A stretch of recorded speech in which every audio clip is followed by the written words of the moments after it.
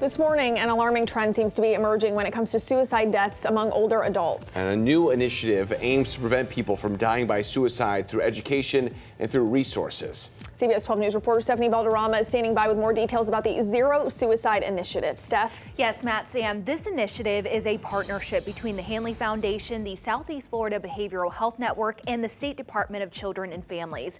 And they say it takes a group effort to prevent these types of death. And it's really important to reach these vulnerable people before it's too late. Now, I spoke with Alli Jimenez with the Hanley Foundation, and she says their research shows a decrease in deaths by suicide among young people. And to her, that's an indication that efforts to address the youth mental health crisis is working. But the research shows rates have increased among people 35 and older, and suicide deaths are rising at a much faster rate among people 55 to 64. Now, she believes the cost of living and housing crisis are both big factors in this alarming trend.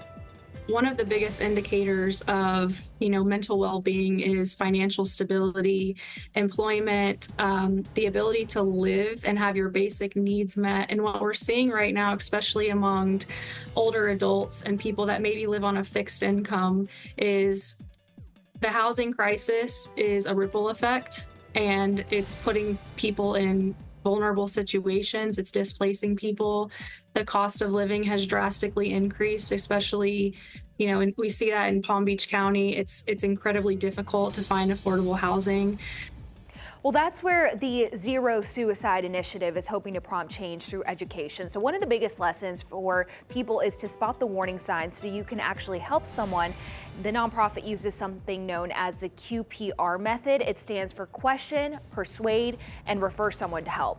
Finally, here are some things that you should be looking out for. Check in on people who are talking about wanting to die. Maybe they're feeling hopeless or empty.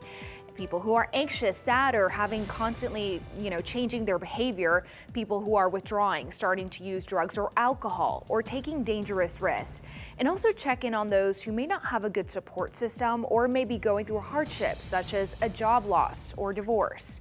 Now, the Hanley Foundation has extensive resources for anyone in crisis. If they can't help you directly, they can find an organization that will meet your needs. It's also really important for you to know you are not alone. So if you need help right away, you can call the Suicide and Crisis Lifeline at 988 anytime 24/7. You can also text home to 741-741 to chat with a trained counselor who can help you. Matt, Sam, back to you. Hi, I'm Sam Kerrigan for CBS 12 News. Click the like and subscribe buttons if you want to see more stories like this that impact you.